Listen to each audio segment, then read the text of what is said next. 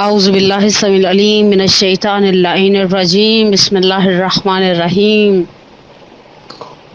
الحمد للہ الذی لا یفرہ من والجمود ولا یقضیہ العطاء والجود اس کل موت منتقص سواہ وکل مانع مذموم ما خلا وهو المنان بفوائد النعم وعوائد المزید والقسم مختلف علیہ دہر فیختلف منہ الحال فلا کان فی مکان فیجوز علیہ الانتقال ثم الصلاة والسلام علی النبی الامی الواقف بجميع السیاسات والحکم والعارف بما فی لوح والقلم سیدنا الممجد وبشیرنا المسدد ونذیرنا المؤید المصطفى الامجد المحمود الاحمد بالقاسم محمد اللهم صل على محمد وعلى محمد والصلاة والسلام على اهل بيته الطيبين الطاهرين المعصومين لسيما على الامام المنتظر والحجة الثاني عشر والعدل المشتهر واللعنة الدائمة على اعدائهم اجمعين من الآن الى قيام يوم الدين. اما بعد فقد قال الله تبارك وتعالى فی احسن کتابہ وہو اصدق القائلین بسم اللہ الرحمن الرحیم والفجر ولیال عشر. حسین بقائے دین کے عنوان سے جس سلسلہ گفتگو کا آغاز کیا تھا وہ خدائے عز و جل کی دی ہوئی توفیق اور سعادت سے آج اپنے چوتھے مرحلے میں داخل ہو رہا ہے. ہم نے کل کی گفتگو میں کچھ سرسری سا اشارہ کیا سید الشہداء کے اس واقعے میں، اس قیام میں موجود ان افراد کی طرف جنہوں نے سید الشہداء کے اس قیام کو اپنی نصرت کے ذریعے بہت ہی کمال تک پہنچا دیا. بقول شاعر کے یہ تیرا حوصلہ تھا حسین کہ لال اپنے فدا کیے، تجھے ان ستاروں نے ڈوب کر شب غم کا چاند بنا دیا. اور حقیقت بھی یہی ہے سید الشہداء کے ساتھ جو انصار تھے، جو اقربا تھے، جو اعزاء تھے، اور جو ان کا صبر تھا. سب سے زیادہ جو چیز تعجب میں ڈال دینے والی نظر آتی ہے کہ اگر ہم اس صبر کے عنوان کے ساتھ اس زاویے کے ساتھ واقعہ کربلا کو دیکھیں تو ہم اس بات کو بہت آسانی سے ریئلائز کر سکتے ہیں کہ واقعہ کربلا کے اندر صبر سید الشہداء اپنی مثال آپ تھا. اور جب ہم سید الشہداء کی بات کرتے ہیں تو ہمارے سامنے یہ بات اظہر من الشمس ہے، سورج سے زیادہ واضح ہے کہ ابا عبداللہ کا ایک اپنا مقام ہے. ان الحسین مصباح الہدی و سفینۃ النجات. سید الشہداء اس سلسلہ عصمت و طہارت کی کڑی ہیں جس کے لیے امام رضا علیہ السلام فرماتے ہیں لا یقاس بنا احد، کسی کو ہمارے ساتھ قیاس مت کرو.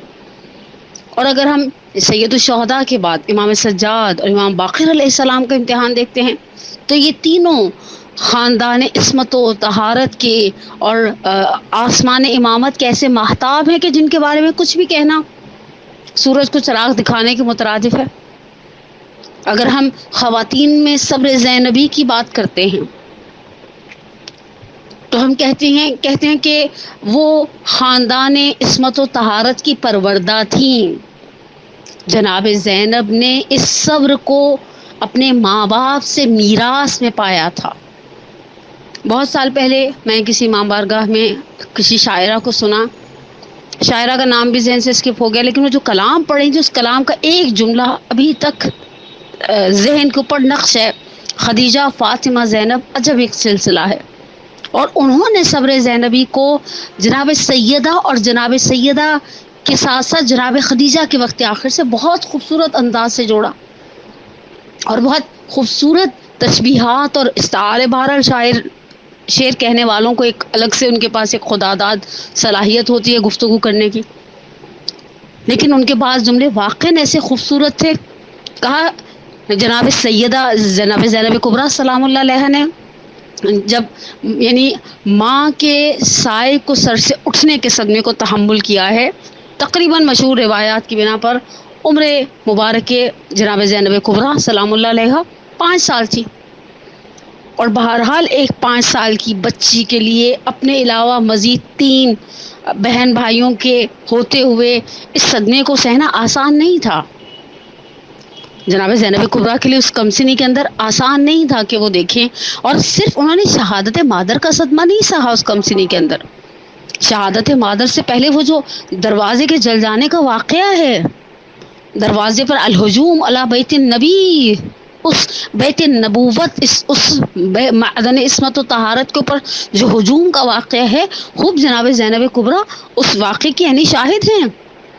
انہوں نے اپنی آنکھوں سے دیکھا ماں در و دیوار کے درمیان کس طرح سے پسی ہے، انہوں نے اپنی آنکھوں سے دیکھا کہ کس طرح سے جناب سیدہ کائنات نے شہادت محسن کے بعد جو ہے وہ امیر المومنین کے دفاع کی خاطر ہمت کی اور انصار اور مہاجرین کے دروازوں پر جا کر دستک دی، اور صرف انصار اور مہاجرین کے دروازوں پر جا کر دستک نہیں دی، امیر المومنین کے حق کی خاطر کس طرح کی صعوبتوں کو سہا، ایک ایک کو جا کر حدیث غدیر یاد دلایا کرتی تھی، حدیث ثقلین یاد دلایا کرتی تھی، حدیث منزلت یاد دلایا کرتی تھی۔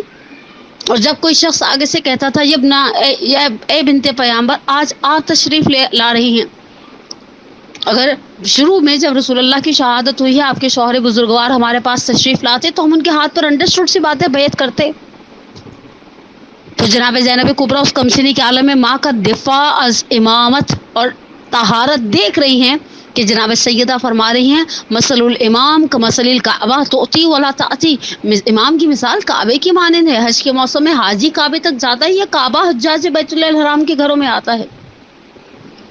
جناب زینب نے، اگر ہم روایات میں دیکھتے ہیں 55 56 57 سال کا سن و سال ہے واقع کربلا کے وقت، اور انہوں نے دروازوں کا خیموں کا جل جانا سہا ہے، تو جناب زینب کبریٰ نے کمسنی کے عالم میں دیکھا کہ کس طرح چلتا ہوا دروازہ مادر گرامی کے اوپر گرا ہے۔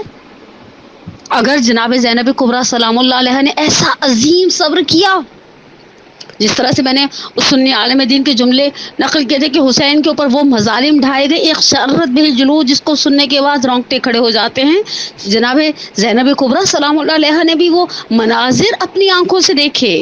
آسان نہیں تھا جناب زینب کبریٰ کے لیے یہ منظر دیکھنا کہ طوق و سلاسل ہیں، سید سجاد ہیں، صدحیف سجاد اسیر جور ہوئے، صدحیف کسی نے یہ نہ کہا یہ پاؤں ستون کعبہ ہیں، انہیں بیڑیوں نے کیوں جکڑا ہے،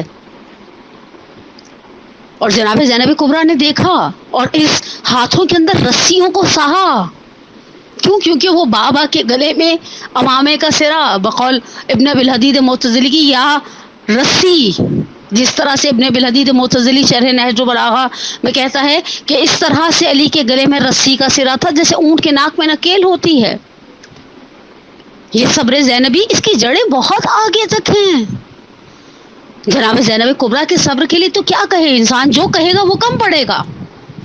جناب زینب کبریٰ نے کمسنی میں شہادت جد کو دیکھا، جناب زینب کبریٰ نے رات پر کمسنی کے اندر شہادت مادر کو دیکھا، جناب زینب کبریٰ نے کمسنی کے اندر ماں کے جنازے کو رات کو دفن ہوتے ہوئے دیکھا۔ مادر جناب زینب کبریٰ سلام اللہ علیہ نے مادر گرامی کو غسل دیتے ہوئے اپنے بابا کی، یقیناً اس چھوٹے سے گھر میں کیا جناب زینب کو نہیں پتا ہوگا کہ بابا کس طرح سے گریا کناں ہیں۔ آیت اللہ العظمیٰ شیخ حاج وحید خراسانی دامت ظلہ عالی فرماتے فحاز جا الیہ الحزن، مولا کائنات تو سر سے پیر تک حزن میں تھے،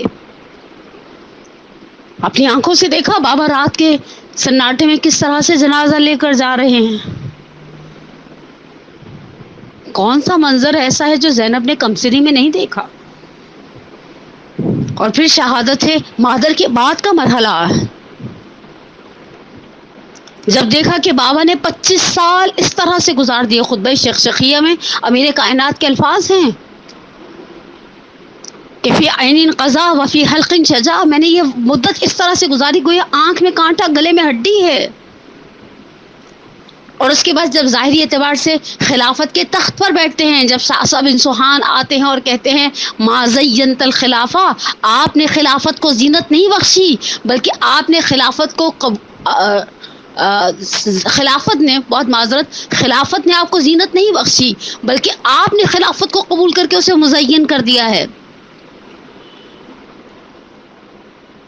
اور پھر بابا کی اس تقریباً 4 سال کچھ ماہ کے لگ بھگ والی ظاہری عہد خلافت کے اندر دیکھا کہ بابا نے کس طرح سے جنگیں لڑی ہیں، بھائی کس طرح سے جنگوں میں شریک ہیں۔ اور پھر ایک اور جنازہ رات کی تاریکی میں اٹھتا ہوا دیکھا۔ اس جنازے میں تو بہت ہی مختصر سے افراد ہیں، بعض منابع کے مطابق 7 یا 9 افراد جو امیر کائنات کے جنازے میں شریک ہیں۔ دیکھ رہی ہیں کہ بھائیوں کو شہادت پدر پہ بڑے دغدغے ہیں، اور دیکھا اپنی آنکھوں سے کہ جب بابا اس خون آلود چہرے کے ساتھ، وہ داڑھی جو ان کے سر کے خون سے خضاب ہو گئی تھی، گھر میں آئے۔ میں صبر زینبی کی مثال دے رہی ہوں، صرف ایک جملہ کو، یہ جملہ کہے بغیر میں آگے نہیں بڑھ سکتی۔ راوی کہتا ہے میں 19 رمضان کی صبح امیر المومنین کے پاس تھا جب سر مبارک پر ضربت لگی، اور پھر مولا سنبھل نہیں پائے، نمازیوں میں سے کسی نے آگے بڑھ کر کسی کپڑے کو کس کے پٹی باندھی، اور امام حسن مجتبیٰ سب سے پہلے جو اولاد علی میں سے آئے ہیں بالین علی پر، وہ امام حسن مجتبیٰ تھے۔ امیر المومنین کے سر کو دونوں ہاتھوں سے تھاما، آنکھوں سے آنسو بہے۔ اس شہنشاہ نجف نے اپنی آنکھوں کو کھولا اور کہا یا بنی الکرام صبرن صبرا، اے میرے بیٹے صبر سے کام لو۔ کہا اس کے بعد میں نے دیکھا اولاد علی میں سے بیٹے آتے رہے اور مولا کائنات بیٹوں کو صبر کی تلقین کرتے رہے۔ کہا میں جاننا چاہتا تھا بیٹوں کو صبر کی تلقین کر لی ہے، ابھی گھر جائیں گے، بیٹیاں ہوں گی، بیٹیوں کو کیا صبر کا کہیں گے۔ کہا میں نے دیکھا جب بیت الشرف میں بیٹے لے کر داخل ہو گئے اور ہمیں گھر سے کے اندر جانے سے منع کر دیا، لیکن جب گھر میں داخل ہوئے ہیں تو آگے استقبال کے لیے بیٹیاں کھڑی گریا کر رہی تھیں۔ علی کی آواز بیٹیوں کی آواز پر غالب تھی۔ زینب کبریٰ نے کہا مصیبتیں نہیں سہی،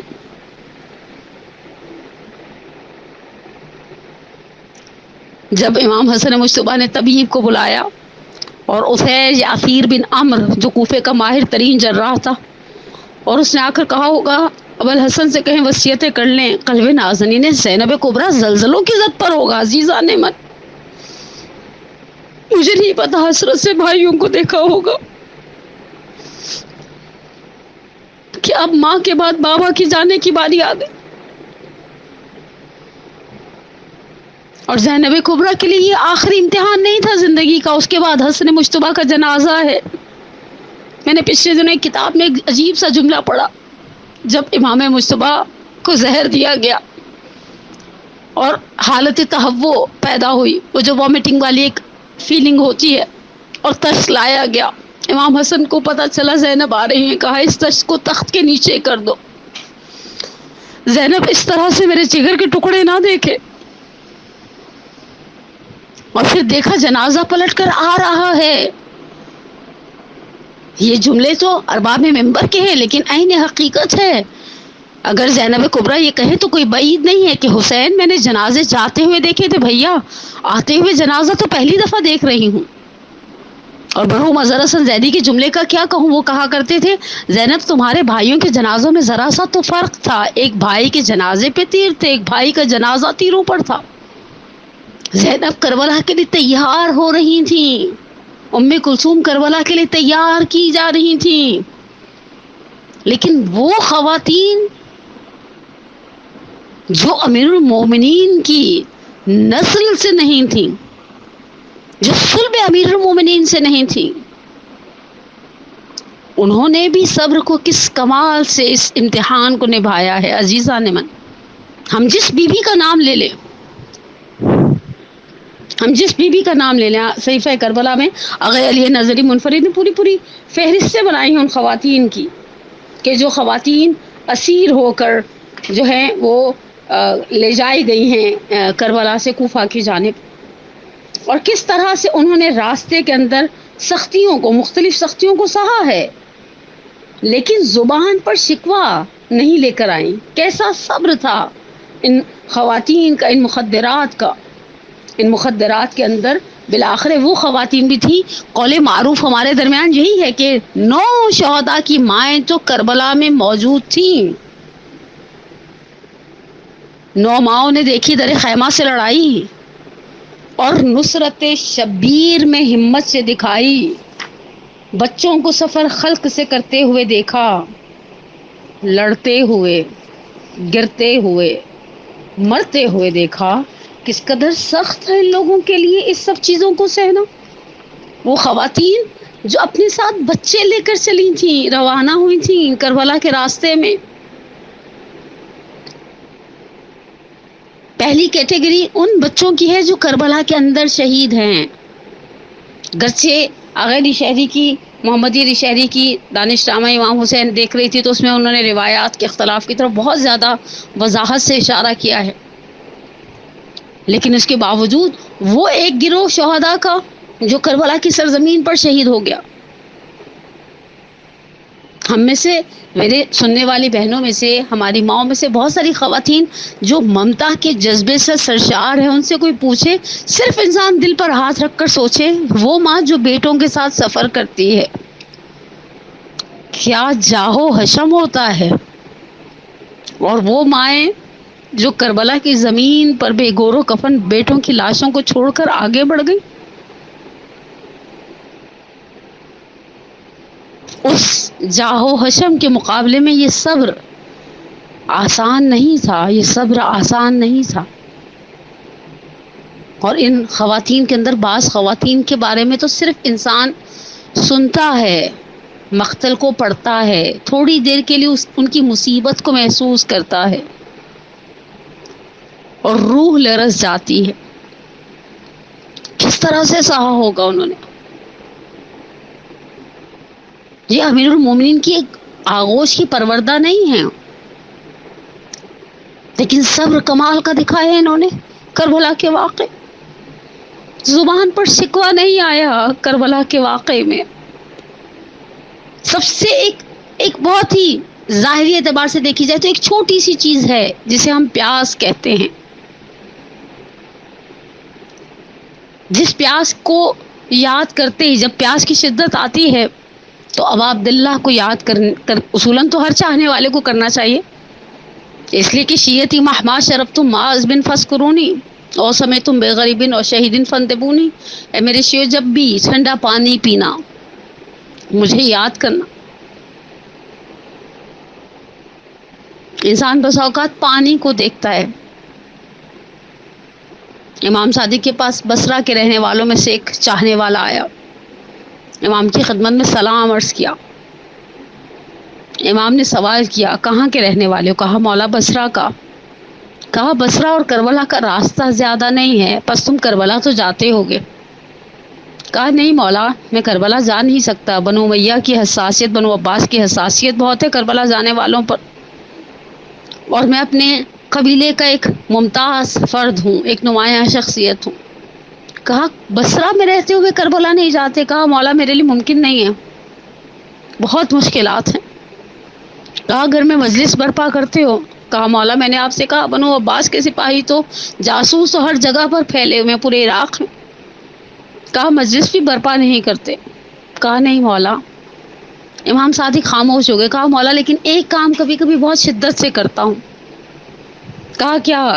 کہا جب کبھی پیاس لگتی ہے اور گھر میں الحمدللہ ظاہری بات ہے صاحب حیثیت ہے، کسی غلام، کسی کنیز، کسی کو کہتا ہوں میرے لیے پانی لے آؤ، اور جب میرے پاس پانی آتا ہے تو بس اوقات پانی کے برتن کو ہاتھ میں لیتا ہوں اور کربلا کا رخ کر لیتا ہوں اور آپ کے جد امجد حسین مظلوم کو یاد کرتا ہوں. اور کبھی کبھی اس یاد کی شدت اتنی زیادہ ہوتی ہے کہ پھر پانی پینے کا دل نہیں چاہتا.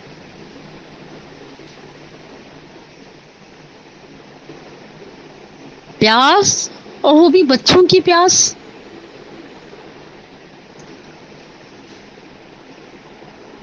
ماں بھوک سہ جاتی ہے، اولاد کی نہیں سہی جاتی. خاتون خود پیاسی ہوں سہ جائیں گی، بچہ پیاس کا اظہار کر دے ماں بے قرار ہے. ہمارا سلام ہو ان ماؤں پر کہ جو کچھ بچوں کو سرزمین کربلا پر چھوڑ دیا جنہوں نے، لیکن کچھ بچوں کو لے کر روانہ کربلا سے کوفہ روانہ ہوئی۔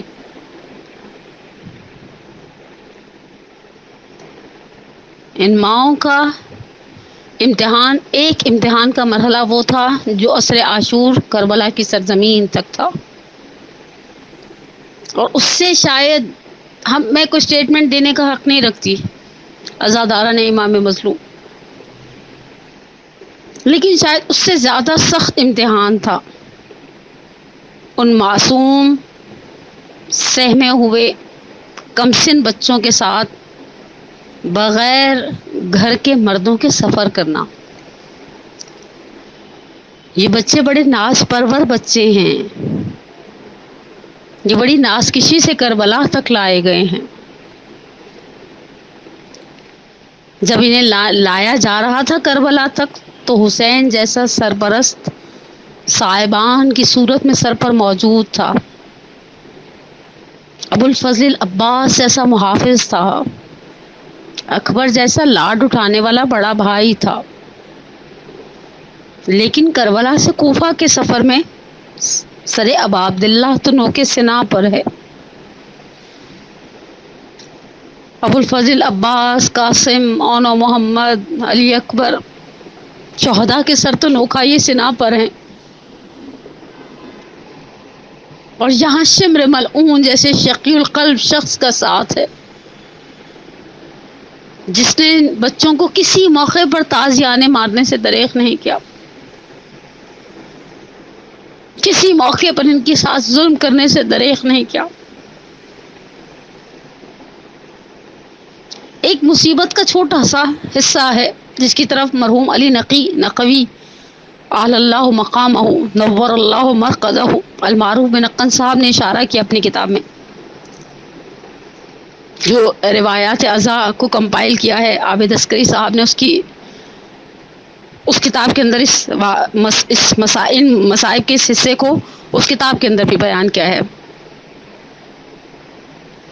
اور اس مصیبت کو بیان کرتے ہوئے مرحوم علی نقوی اعلی اللہ مقامہ برِ صغیر پاک و ہند کا ایک درخشاں ستارہ تھے، ایک واقع نفیس علمی شخصیت تھے۔ ان کا ایک نظریہ ہے، یہ ذاتی نظریات ہیں، یہ استحسانات ہیں بزرگان کے، کہ یہ سکینہ کی سب سے بڑی مصیبت ہے۔ میں تمام تر وجود سے اپنے بزرگ علماء کے لیے احترام بہت زیادہ، ہم ان کی خاک پا ہیں جنہوں نے اپنی زندگیاں نثار کر دی علوم آل محمد ہم تک پہنچانے میں۔ مصیبت کو بیان کر کے ایک جملہ لکھتے ہیں، سکینہ کی بہت بڑی مصیبت تھی۔ نقل کرتے ہیں، راہ کوفہ و شام میں ایک مقام ایسا تھا جہاں بلا کی گرمی تھی، ایسی گرمی کی شدت تھی، جنہوں نے عراق کی گرمی کو دیکھا ہے کہ گھوڑوں اور اونٹوں کے لیے تنابیں قناتیں لگائی گئی، یعنی انہیں سائے میں رکھا گیا۔ اہل بیت عصمت و طہارت ایک خیمے کے باہر بٹھا دیے گئے۔ گرمی کی شدت سے شہزادی سکینہ اپنی جگہ سے اٹھی، شمر لعین سے جا کر کہتی ہے، شمر بلا کی گرمی ہے، مجھے کچھ گھونٹ پانی کے چاہیے۔ اس ملعون نے ایک نظر شہزادی سکینہ کے کملائے ہوئے چہرے پر کی، وہ ہونٹ جو پیاس کی شدت سے خشک ہو رہے ہوں گے، اور مرجھایا ہوا چہرہ، وہ بابا کے سینے پہ لاٹ سے سونے والی سکینہ، اور یہ بلا کی گرمی۔ اس لعین نے اپنے غلام کو اشارہ کیا، میرا مشکیزہ بھر کے لاؤ۔ بچوں والی مائیں میری اس گفتگو کو اگر سن رہی ہیں، آپ نے دیکھا ہے جب ہم بچے کو کسی چیز کا انڈیکیٹر دے دیتے ہیں تو وہ مطمئن ہو جاتا ہے ابھی بات پوری ہو جائے گی۔ جناب سکینہ نے دیکھا مشکیزہ بھر کر لایا گیا۔ اس لعین نے اپنے سپاہیوں کو پانی پلانا شروع کیا۔ شہزادی ننھے قدم اٹھاتی ہوئی اس لعین کے پیچھے جاتی رہی۔ اس لعین نے اپنے سپاہیوں کو پانی پلانے کے بعد اپنے جانوروں کو سیراب کرنا شروع کیا۔ خیمہ بھرتا رہا، مشکیزہ بھرتا رہا، خالی ہوتا رہا. شہزادی چھوٹے چھوٹے پیر اٹھاتے ہوئے اس لائن کے پیچھے چلتی رہی. جب اس کے آخری جانور نے، آخری اونٹ نے بھی پانی پی لیا، اس نے مشکیزوں کو ہلایا. چمڑے کا مشکیزہ تھا، تھوڑا سا ہلا، پانی کی آواز آئی. اس نے مشک کا دہانہ کھولا. شہزادی نے دونوں ہاتھوں کی اوک بنائی. اس لائن نے پانی زمین پر بہا دیا. حسین کی یتیمہ گیلی زمین پر بیٹھ گئی. کہا شمر میں نے تیرا کیا بگاڑا ہے؟ لیکن کیسے فی بغض جدک، یہ تیرے جد کی، تیرے دادا کی نفرت ہے جو میرے اندر ہے، بغض ہے جو میں تیرے ساتھ اس طرح سے ظلم و ستم روا رکھتا ہوں. میرا آخری جملہ مرحوم نقاب نے کہا یہ سکینہ کی بڑی مصیبت تھی. میں آپ سے کہوں نہیں، یہ ماں کی مصیبت تھی. میرا سلام ہو اس ماں پر جس نے دیکھا بچے ننھے ننھے قدم اٹھاتے ہوئے پانی کے کچھ گھونٹوں کی خاطر اس لائن کے پیچھے چل رہی ہے. میرا دل گواہی دیتا ہے شاید اس نیزے کے پاس آ کے کھڑی ہو گئی ہوں جس پہ سر سید الشہداء ہو، اور شاید یہ جملے کہے ہوں سید الشہداء یہ آپ کی سکینہ ہے جو ساری، جس کی آپ نے زندگی برباد نہیں ڈالی اور وہ پانی کی کچھ گھونٹوں کے لیے کس طرح سے بے قرار ہے.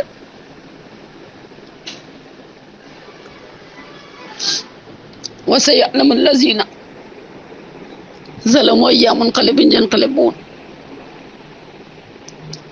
نسألك الله وندعوك باسمك العظيم الأعظم العزيز الأجل الأكرم اللهم إني أسألك بحق فاطمة وأبيها وبعلها وبنيها وسر المستودع فيها أن تصلي على محمد وعلى محمد. پروردگارا بحق محمد وعلى محمد، ہماری سب سے بڑی حاجت، ہماری سب سے اہم حاجت، ہمارے ولی کے ظہور میں تعجیل فرما. ہمارے گناہوں کبیرہ و صغیرہ کو معاف فرما. ہمارے پریشان حالوں کی پریشانی کو دور فرما. ہمارے مرحومین کی مغفرت فرما. ہمارے مرحومین کے کبیرہ صغیرہ گناہوں کو معاف فرما. پروردگارا تجھے واسطہ شہدائے کربلا کا، انصاران ابا عبداللہ کا، ان کے مقام، ان کے عظمت کے صدقے میں ہمارے بیماروں کو شفا عاجلہ و کاملہ عطا فرما. ہمیں، ہمارے والدین کے لیے، ہماری اولاد کو ہمارے لیے واقعات و صالحات میں سے قرار دے. ہم سب کا خاتمہ بالایمان فرما. میں مد نظر مرحومین کے لیے دعا گو ہوں اور ان کے ساتھ ساتھ اپنے مرحوم والدین کے لیے دعا گو.